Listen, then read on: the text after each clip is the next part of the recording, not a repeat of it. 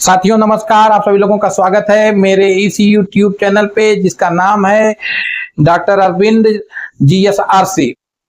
मैं कभी कभी बहुत से छात्रों से यह प्रश्न सुनता हूं कि वह कहते हैं कि सर इतिहास याद नहीं होता, सर इतिहास कैसे पढ़ें, सर इतिहास विषय हमें बहुत कठिन लगता है। तो मैं इस विषय पर और मैंने अभी हाल फिलहाल में कई ऐसी वीडियो देखी और कई ऐसे छात्रों की समस्याओं को देखा और अपना खुद भी जीवन का व्यक्तिगत अध्ययन रहा है और अनुभव रहा है। और इतिहास पढ़ने में मुझे भी प्रारंभ में काफ़ी मुश्किलों का सामना करना पड़ता था, लेकिन अब इतिहास पढ़ने में मुझे बहुत आनंद आता है और इतिहास मेरे लिए सबसे अधिक रुचिकर विषय है और इतिहास से ही मैंने PhD भी की है। तो मैं आपके इन समस्याओं का जो जवाब देने में सक्षम हूँ वह दे सकता हूँ, आपको जो अपना अनुभव है वह साझा कर सकता हूँ, उसके विषय में बताऊंगा। सबसे पहले जब हम कोई भी विषय पढ़ते हैं तो अपना उद्देश्य याद रखें, उद्देश्य याद रखें। अब कहेंगे कि सर ये उद्देश्य क्या होता है? देखिए, जैसे आप पढ़ किस लिए रहे हैं यह आपको स्पष्ट होना चाहिए। अगर आप कोई सामान्य व्यक्ति हैं और आप पढ़ रहे हैं तो कोई प्रॉब्लम नहीं है, आपको कोई चीज उसमें से याद रहे या छूट जाए, क्योंकि आप सामान्य व्यक्ति हैं। अगर उसमें से जो चीजें याद हो जाएंगी वो ठीक है, जो नहीं याद होंगी वो फिर से देख लेंगे, दोबारा किताब उठा लेंगे। लेकिन आप सामान्य व्यक्ति अगर नहीं हैं, आप छात्र हैं, तब आपके लिए क्या समस्या है? अगर आप छात्र हैं तो समस्या ये है कि आपको परीक्षा देनी है और परीक्षा में जो आप इतिहास का अध्ययन किए हैं उसी में से प्रश्न पूछा जाना है। जैसे हम जब भी कोई फिल्म या अपने विषय से इतर चीजों का अध्ययन करते हैं या वीडियो देखते हैं तो हम उसको सरलता पूर्वक देखते जाते हैं। हीरो ने क्या डायलॉग बोला, विलन ने क्या डायलॉग बोला, इन सब चीजों को हम ध्यान ही नहीं देते।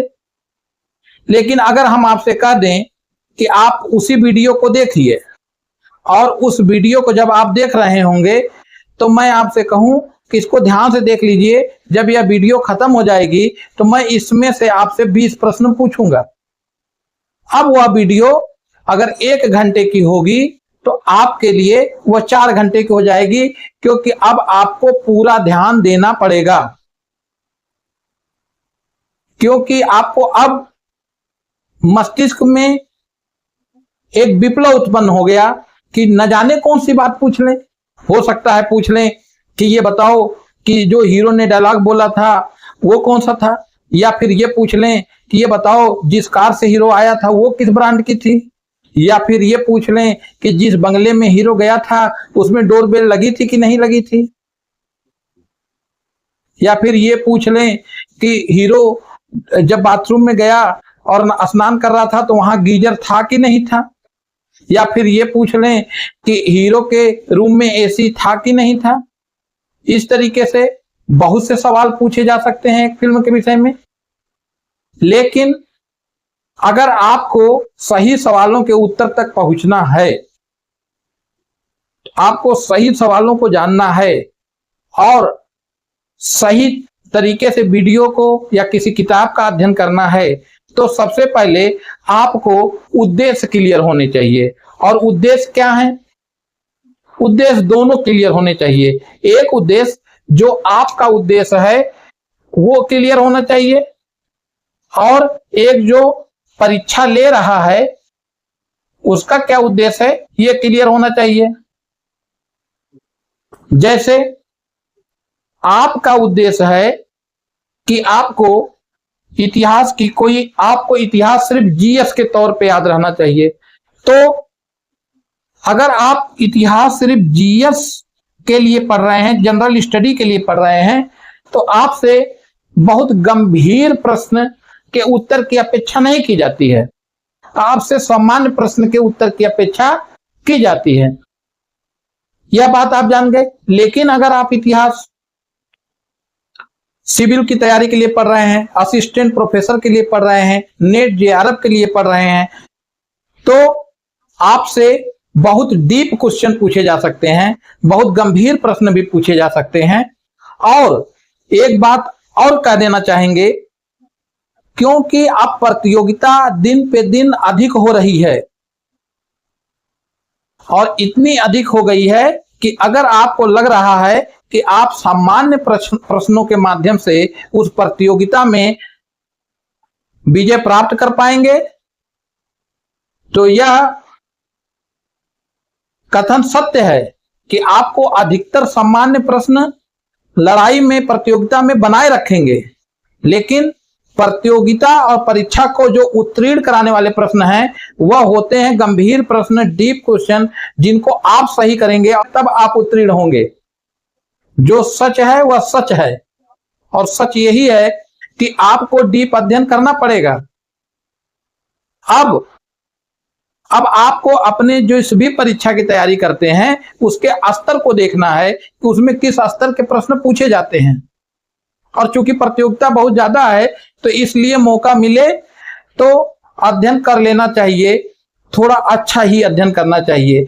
दूसरी बात याद रखिएगा कि एक साधे सब सधे, अर्थात एक टारगेट जब रहता है तब हम सही दिशा में बढ़ते हैं। अब दूसरी बात इसमें यह है कि आपसे जो प्रश्न पूछा जाएगा, आपको जो चीज पिक करनी है बुक में से, किसी वीडियो में से, वो आप अपनी परीक्षा को ध्यान में रख करके करिए। जैसे कि अगर आप किसी यूनिवर्सिटी का एंट्रेंस दे रहे हैं और इतिहास आपका विषय नहीं है, आपका विषय मान लीजिए कि गणित है और उसमें जीएस के पोर्शन में इतिहास आता है, तो आप एकदम सामान्य इतिहास पढ़ लीजिए, क्योंकि जितना समय आप इतिहास पढ़ करके उसके उत्तर को सही लगाने की कोशिश में अपना समय देंगे, उतने में ही आप मैथ विज्ञान से जुड़े हुए जो विषय हैं उनको पढ़ेंगे तो उसमें ज्यादा सही करने की संभावना रहेगी, क्योंकि वह विज्ञान शाखा के विषयों से संबंधित हैं। इतिहास से भी आप कर सकते हैं, लेकिन इतिहास में सामान्यतः यह बात मानी जाएगी कि आप इतिहास में की अपेक्षा आप विज्ञान से जुड़े विषयों को ज्यादा सही कर पाएंगे, क्योंकि आपकी फैकल्टी हो रही है। तो इस हिसाब से आप अपने उद्देश्य का चयन करें कि भाई हमारा उद्देश्य सिर्फ जीएस के लिए इतिहास पढ़ना है। इस प्रकार से अब आप उन प्रश्नों, अगर वो प्रश्न आ भी जाए और आपसे नहीं हो रहे हैं तो उन पे ज्यादा ध्यान देने की आवश्यकता नहीं है। कोई इतनी जटिलतम किताब पढ़ने की आवश्यकता नहीं है। उस पुस्तक से भी प्रश्न आ सकते हैं, ऐसी बात नहीं है, लेकिन जो हमारी सामान्य पुस्तकें हैं वह पुस्तकें हमारे लिए अधिक उपयोगी साबित होंगी। कोई पुस्तक है जिसमें सिर्फ अशोक के राजमहल का वर्णन है। अब अशोक के राजमहल पे पिछले 10 सालों में कितने क्वेश्चन आए, चंद्रगुप्त के राजमहल पे पिछले 10 सालों में कितने क्वेश्चन आए। तो आज जैसा उद्देश्य हो वैसी पुस्तकों का, अध्ययन सामग्री का आप चयन करें। जैसा उद्देश्य हो वैसा मैटर आप पढ़ें, तो अपने उद्देश्य के हिसाब से पढ़ें। लेकिन इस बात को ध्यान रखें कि अगर आप थोड़ा सा ज्यादा जानेंगे तो आपको फायदा ही करेगा, कभी ना कभी वो आपको प्रतियोगिता में आगे कर देगा साथ के प्रतियोगियों से, और जिससे आप चयन के करीब पहुंच जाएंगे। इसके बाद आप जाने कि जो परीक्षा ले रहा है उसका उद्देश्य क्या है। मान लीजिए मैं पेपर बना रहा हूं और मैं पेपर क्लास 1 के बच्चे के लिए बना रहा हूं, तो उसमें मैं इतिहास के ही दृष्टिकोण से ये प्रश्न तो नहीं ना पूछूंगा कि भाई ये पहली बार दुनिया में कहां लिखा मिला हुआ है। क्लास 1 का बच्चा इस प्रश्न का उत्तर जाने इसकी अपेक्षा हम नहीं करते हैं। हम उससे सिर्फ ये पूछ सकते हैं कि एक कैसे लिखा जाता है, या फिर 4 ऑप्शन दे देंगे, ऑप्शन 1 2 3 4, और पूछ लेंगे कि इनमें से एक कौन सा है। वहां जांच किस बात की जा रही है कि क्या यह बच्चा ए को पहचानना जानता है। वहां सिर्फ उस बात की परख की जा रही है, उस बात की परख हो जाती है, बच्चा परीक्षा उत्तीर्ण कर जाता है। प्रतियोगी परीक्षाओं में आपसे जो प्रश्न पूछे जाते हैं उसमें कुछ क्वालिटी होती है कि क्या यह इन विषयों को की सामान्य जानकारी रखता है। और एक बहुत ही महत्वपूर्ण बात हम कहने जा रहे हैं, इसको ध्यान दीजिएगा कि जो परीक्षाएं हो रही हैं उन परीक्षाओं में जो प्रश्न पूछे जाते हैं अधिकांश प्रश्न आप देखेंगे कि वो रिपीट करते हैं और कुछ प्रश्न नए होते हैं। तो जो रिपीटेड क्वेश्चन है वो गलत नहीं होने चाहिए, तब आप प्रतियोगिता में आसानी से फाइट करेंगे। लेकिन आप यह समझिए कि जो प्रश्न है उसका पूछने का उद्देश्य क्या है। कभी कभी तो मैंने देखा है प्रश्न सिर्फ वही रहते हैं, सामान्य प्रश्न ही रहते हैं, लेकिन उसको जटिलतम भाषा में प्रस्तुत किया जाता है, कॉम्प्लेक्स लैंग्वेज में प्रस्तुत किया जाता है। और वहां पे यह देखा जाता है कि क्या आप उस प्रश्न के भाषा को देख के घबरा जा रहे हैं। अगर आप घबरा जा रहे हैं तो आप उत्तर गलत दे देंगे, और अगर आप धैर्य रख करके उस प्रश्न को पढ़ रहे हैं तो आप सही उत्तर का चयन कर लेंगे, क्योंकि उससे संबंधित उत्तर देने के लिए जितनी जानकारी चाहिए वो आपके पास होती है, लेकिन उसकी जटिलतम भाषा से, उसके कॉम्प्लेक्स लैंग्वेज की वजह से आप घबरा जाते हैं, या तो आप प्रश्न स्किप कर देते हैं या तो फिर आप गलत उत्तर का चयन कर लेते हैं। तो दूसरा उद्देश्य आप समझ पाए होंगे कि जो प्रश्न पूछ रहा है आपसे उसका उद्देश्य क्या है, यह भी आपको स्पष्ट होना चाहिए। इसके बाद आपको जिस बात पे ध्यान देना है वह यह देना है कि इतिहास की कोई भी पुस्तक हो, उस पुस्तक में किसी व्यक्ति, किसी वस्तु या किसी स्थान या किसी घटना के विषय में उल्लेख रहता है। तो आपको जब उस पुस्तक का आप अध्ययन कर रहे हैं तो आपको यह बात सोचना है कि यह क्यों महत्वपूर्ण है। कोई भी सभ्यता है, कोई भी संस्कृति है, कोई भी समाज है, वह जो उसके पास ज्ञान होता है उसका जो सबसे क्रीम होता है उसको अपने सिलेबस में रखता है, ताकि उसके आगे आने वाली जो पीढ़ी है वह विकास कर सके। तो अगर किसी व्यक्ति, वस्तु, स्थान के विषय में सिलेबस में रखा गया है तो निश्चित तौर से वह बहुत महत्वपूर्ण रहा होगा और उसके महत्व को समझना आवश्यक है। अब यहां पे आता है कि उसको पढ़ने का आपका पक्ष क्या है या आपका एटीट्यूड क्या है। जैसे कुछ लोग कह देंगे अरे गड़े मुर्दे हैं, इनका आज क्या महत्व है। अगर आप इस तरीके का विचार रख करके इतिहास पढ़ेंगे तो इतिहास से आप रिलेट नहीं कर पाएंगे, और इतिहास से जब आप रिलेट नहीं कर पाएंगे तो इतिहास याद करना कठिन हो जाएगा। सच सच है, वह कोई व्यक्ति, वस्तु, स्थान, घटना बहुत महत्वपूर्ण है तभी उस सिलेबस में है, क्योंकि अगर वो महत्वपूर्ण नहीं होती तो वो सिलेबस से बाहर होती। बहुत सी ऐसी घटनाएं हैं जिनका उल्लेख नहीं है। अगर किसी गांव का नाम किसी पुस्तक में लिखा हुआ है तो वह गांव महत्वपूर्ण है। उस गांव ने किसी समय में समाज को या आर्थिक व्यवस्था को या राजनीतिक व्यवस्था को या फिर ऐतिहासिक दृष्टिकोणों को, इस चीज को प्रभावित किया है, उसकी वजह से कुछ परिवर्तन घटित हुआ है, इसलिए वो पुस्तक में लिखी गई है और वो हमारे सिलेबस के अंतर्गत रखी गई है। और जिस दिन आपने इस बात को समझ लिया कि इसका क्या महत्व है तो उस दिन इतिहास आपको याद होने लग जाएगा, क्योंकि जो हमारा मस्तिष्क है वो महत्वपूर्ण चीजों को तो याद रखता ही है, क्योंकि उसको वो जरूरी मानता है अपने अस्तित्व के लिए। और आपको याद रहेगा। जैसे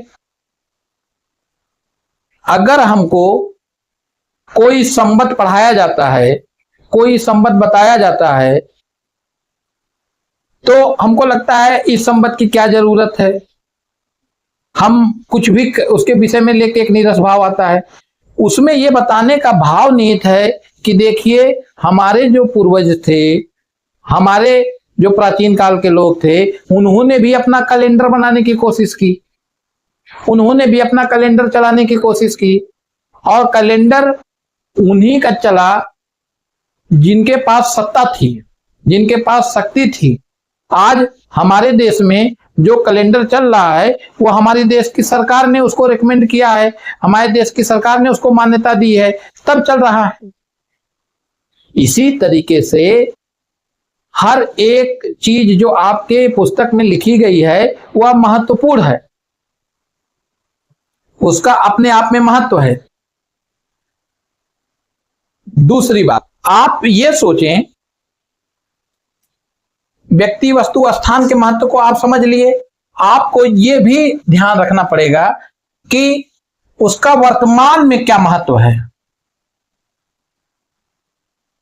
इसका वर्तमान में क्या महत्व है। जैसे अगर आपसे इतिहास की पुस्तक में यह याद रखने की अपेक्षा की जाती है कि आप सिंधु सभ्यता के नगरीकरण के विषय में कुछ जानकारी रखेंगे, तो यह क्यों की जाती है? यह इसलिए की जाती है कि इससे आप जानेंगे कि स्वच्छता का महत्व तब भी था और अब भी है, अच्छी सड़कों का महत्व तब भी था और अब भी है, अच्छे मकानों का महत्व, इंटरक्रॉस वेंटिलेशन का महत्व तब भी था और अब भी है, सीवेज सिस्टम तब भी आवश्यक थे और अब भी हैं। तो जब आप चीजों को वर्तमान से जोड़ेंगे तब आपको वो चीजें याद रखने के लिए कोई एफर्ट नहीं डालना पड़ेगा, वो चीजें आपको याद हो ही जाएंगी, ऐसे ही याद रहेंगी। वर्तमान की चीजें अतीत को याद दिलाएंगी, अतीत की चीजें वर्तमान से जुड़ती जाएंगी। और इससे सबसे महत्वपूर्ण जो बात होगी वो ये होगी कि आपकी रुचि बनेगी इतिहास पढ़ने में, और जब आपकी रुचि इतिहास पढ़ने में बन जाएगी तो फिर आप उसका आनंद प्राप्त करने लगेंगे। और फिर कोई नहीं भी कहेगा, नहीं भी परीक्षा रहेगी, तब भी आप इतिहास की महत्वपूर्ण चीजों को जानना चाहेंगे। महत्वपूर्ण बात है, यह बात बहुत ही महत्वपूर्ण है कि अब हमको यह ध्यान रखना है कि क्या यह जो हम इतिहास पढ़ रहे हैं, यह इससे हमको कुछ धन या रुपया पैसा अर्जन करने में सहायता मिलेगी, और हम कैसे भी किसी चीज को पढ़ा करके, किसी चीज का ज्ञान होने के कारण सरकारी नौकरी पा करके धन कमाते हैं, ये आप स्पष्ट जानते हैं। तो उद्देश्य स्पष्ट होने के साथ साथ आपको यह भी स्पष्ट होना चाहिए कि अगर इतिहास का आप कोई क्वेश्चन पढ़ रहे हैं तो आप यह जानिए कि यह क्वेश्चन अगर परीक्षा में आ गया और इसका आपने सही उत्तर दे दिया और आप उस परीक्षा में चयनित हो गए, तो वह क्वेश्चन की वजह से आपको एक परमानेंट जॉब प्राप्त हो सकती है, उसकी वजह से आपको समाज में सम्मान मिलता है।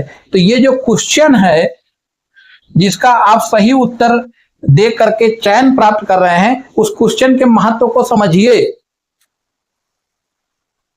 जब उस क्वेश्चन के महत्व को आप समझेंगे तब जानेंगे कि यह प्रश्न सामान्य प्रश्न नहीं है, इन प्रश्नों से जीवन बदलता है। इन प्रश्नों के सही उत्तर अगर आपने सही समय पे दे दिए, परीक्षा हॉल में दे दिए और आप चयनित हो गए, तो उन प्रश्नों की जो कमाई है वो आगे आने वाले जिस उम्र में आप चयन हुए हों, 10 साल, 20 साल, 15 साल, आपको मिलेगी। और अगर आप थोड़ा सा भी प्रतिभावान हैं तो हो सकता है कि आपके आगे आने वाली पीढ़ी को भी उसका लाभ प्राप्त हो। तो उन प्रश्नों की क्या इंपॉर्टेंस है, इसको भी आप समझिए। आप खुद जानते होंगे, आप लोग विद्यार्थी हैं, कि क्या आप उन प्रश्नों को उतनी इंपॉर्टेंस देते हैं जितनी इंपॉर्टेंस उनकी है। सच ये है कि वह प्रश्न हमारे जीवन की दिशा बदल सकते हैं अगर हम उनका सही उत्तर सही समय पे दे दें। उनसे धन अर्जन ही नहीं, हमारी कई पीढ़ियों तक उन प्रश्नों के प्रभाव पहुंचते हैं। अब साथियों, हम देखेंगे कि हम जिस बुक का अध्ययन कर रहे हैं उस बुक की शैली क्या है और उपयोगिता क्या है। हम जिस बुक का अध्ययन कर रहे हैं उस बुक की शैली क्या है और उपयोगिता क्या है। देखिए, बाजार में, मार्केट में बहुत सी पुस्तकें उपलब्ध हैं और सभी को लिखा गया है, लेकिन आप हमेशा एक अच्छी पुस्तक का चयन करें। और अच्छी पुस्तक की विशेषता होती है कि उसकी भाषा सरल हो। हम अधिकतर जो कठिन भाषा में लिखी गई पुस्तक होती है उसको अच्छी पुस्तक मान लेते हैं, लेकिन वह अच्छी पुस्तक हो, लेकिन उसके लिए होती है जो उस कठिन भाषा को सरल तरीके से पढ़ लेता हो।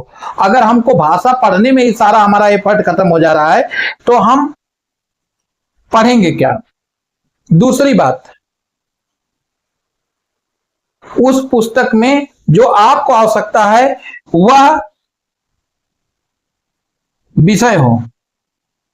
यहां विषय से तात्पर्य मेरा यह है कि आपको आवश्यकता है सिविल की परीक्षाओं के लिए इतिहास के प्रश्नों की, जिससे कि आप सिविल की परीक्षाओं के लिए एक जानकारी मिल जाए और उससे आप सिविल की परीक्षा या फिर एसएससी, टीजीटी, पीजीटी, किसी की भी परीक्षा, असिस्टेंट प्रोफेसर की परीक्षा में आप पास कर सकें या फिर आप चयनित हो सकें या फिर सिलेक्शन पा सकें। लेकिन उस परीक्षा में, उस पुस्तक में जो विषय लिखा गया है वो ऐसा लिखा गया है कि उससे 2-4 प्रश्न भी नहीं आने हैं और वो पुस्तक हो खूब मोटी, तो उसका आप अध्ययन करिए। उससे क्या लाभ? हमको ऐसी पुस्तक का चयन करना है जो पुस्तक कम पेजेज में हमको हमारे लिए अधिक उपयोगी मैटर दे दे। अधिकतर पुस्तकों का चयन करते समय इस बात का ध्यान रखिए कि वह पुस्तक एथेंटिक हो। उसको, उसका जो लेखक है वह कोई अच्छा लेखक हो जिसने खुद भी जीवन में उस विषय का अध्ययन किया हो। जब हम एथेंटिक पुस्तकें नहीं पढ़ते हैं तो बहुत सी समस्याएं आती हैं, हमारा कॉन्सेप्ट खराब हो जाता है। और अगर कॉन्सेप्ट एक बार खराब हो गया तो वो आने वाले 5 साल 10 साल तक आपसे गलत उत्तर लगवाएगा, क्योंकि परीक्षा में आपको अगर गलत कॉन्सेप्ट आपके मन में बैठ गया तो वो गलत उत्तर की तरफ आपको ले जाएगा खींच करके, आप अपने आप गलत उत्तर का चयन करेंगे। लेकिन अगर आपका कॉन्सेप्ट सही है तो आप अगर प्रश्न का उत्तर नहीं भी जान रहे हैं और आप अनुमान लगाएंगे तो भी वह सही की तरफ अधिक होगा। प्रायिकता यह ज्यादा होगी कि वह सही उत्तर हो। बात को समझिए। पुस्तक के विषय में आपने कुछ बातें यहां जान ली, बताने के लिए बहुत कुछ है, लेकिन मैं उतना ही बता रहा हूं जितना संभव हो पा रहा है अभी। और आप सही टीचर का चयन करिए, सही अध्यापक का चयन करिए। अब सही अध्यापक क्या है? देखिए, जो आपका अध्यापक है और जिस परीक्षा को आप टारगेट कर रहे हैं, आप इस बात को सोचिए कि क्या उस परीक्षा के लिए पढ़ाने के ये योग्य हैं।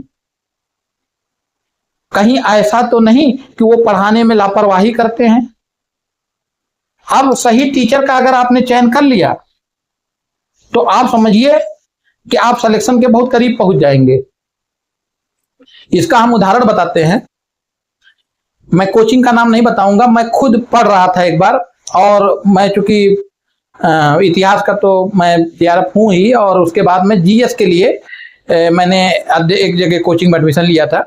वहां पे एक टीचर इतिहास पढ़ा रहे थे। अब वो क्या कर रहे हैं, अपने अनुमान पे ही इतिहास बता रहे हैं। ये अनुमान जो है, जो बच्चा वहां बैठ के सुन रहा है उस क्लास में, उसको हमेशा क्षति पहुंचाएगा। जब जब क्वेश्चन आएगा तो हमारे पास जो जानकारी होती है उस जानकारी के आधार पे हम कुछ निर्णय लेते हैं, और वह निर्णय हमारे बार बार गलत करवाएगा। इसलिए ऐसे टीचर का चयन करिए जो जिम्मेदारी से बातें कहें, कि हमें इस बात का ध्यान रखना चाहिए कि जो हमारी क्लास है, जिस अध्यापक से हम पढ़ने जाते हैं, क्या वास्तव में हम जो लक्ष्य चाहते हैं वहां तक ये पहुंचा रहे हैं, कि कहीं हमारे साथ छल तो नहीं हो गया है, कहीं ऐसा तो नहीं हो गया है कि क्या कहते हैं हमने फीस जमा कर दिया है, हमने एडमिशन ले लिया है और हम रोज वहां जो पढ़ रहे हैं लेकिन हमारा कोई डेवलपमेंट नहीं हो रहा है। इस बात का भी आपको बोध होना चाहिए। आप अगर इतिहास के विद्यार्थी हैं तो प्रारंभ में कोई सरल पुस्तक आप ले लें, मैं किसी पुस्तक का नाम यहां नहीं लूंगा, लेकिन आप कोई सरल पुस्तक ले लें और जो सही हो, जिसमें तथ्य सही हो, उनको आप पढ़ डालें। आपको तथ्य भले न याद हो, लेकिन आपके मन में एक समरी बन जाएगी, और जब वो समरी बन जाएगी तो फिर जब आप दोबारा तिबारा उन चीजों के बारे में पढ़ेंगे तो वो सही जगह पर वह तथ्य अपने आप धीरे धीरे फिट हो जाएंगे और आपको पूरा इतिहास की समझ होने लगेगी। जैसे अगर आपका कोई मकान है तो उस मकान का ढांचा बन गया है, तो उसके बाद अपने आप चीजें उसके हिसाब से रखी जा सकती हैं, कि टेबल कहाँ रखा जाएगा, कुर्सी कहाँ रखी जाएगी, बेड कहाँ लगेगा, किस कमरे में कौन रहेगा, ये सब धीरे धीरे चीजें डिसाइड हो जाती हैं। तो अगर आपने पूरा इतिहास को एक बार सरसरी निगाह से पढ़ लिया है, कहानी आपको पता है, तो आप फिर उससे जुड़े तथ्य आपको याद करने में सरलता होती है। इसलिए पहली बार एक बार आपको अध्ययन सरसरी निगाह से इतिहास का कर ही लेना चाहिए। पुस्तकों को सामान्यतः एक बार तो आप अध्ययन कर ही लीजिए। उसके बाद फिर आप जब दोबारा उसको पढ़ेंगे, तिबारा पढ़ेंगे, तब आपको उसके विषय में अधिक जानकारी हो जाएगी। और अगर आप यह सोच रहे हैं कि कोई शॉर्टकट है, तो कोई शॉर्टकट नहीं है। जो नहीं पढ़ेगा वह परीक्षा में सही उत्तर का चयन फिर ईश्वर के भरोसे ही कर सकता है। इस प्रकार से हम लोगों ने इतिहास के अध्ययन के विषय में कुछ बातें जानी। और इतिहास आपको कैसे याद रहेगा, तो आपका जितना उद्देश्य स्पष्ट रहेगा कि हम इतिहास पढ़ क्यों रहे हैं, किस परीक्षा के लिए पढ़ रहे हैं, ये जो पढ़ रहे हैं उसमें जो व्यक्ति वस्तु स्थान है उसका क्या महत्व है, हमने जो अध्यापक पढ़ा रहा है वह खुद कितना सक्षम है और कितनी सरलता से हमें बात बता रहा है। तो आप जितना अधिक उद्देश्य स्पष्ट होगा आपका, उतना अधिक आपको इतिहास याद करने में सरलता होगी। तब आपको इतिहास के तथ्य याद रहेंगे, क्योंकि तभी आपकी उसमें रुचि बनेगी। तो इसी के साथ हम अपनी वाणी को विराम देते हैं। आप लोगों ने इतना समय दिया, नमस्कार, धन्यवाद।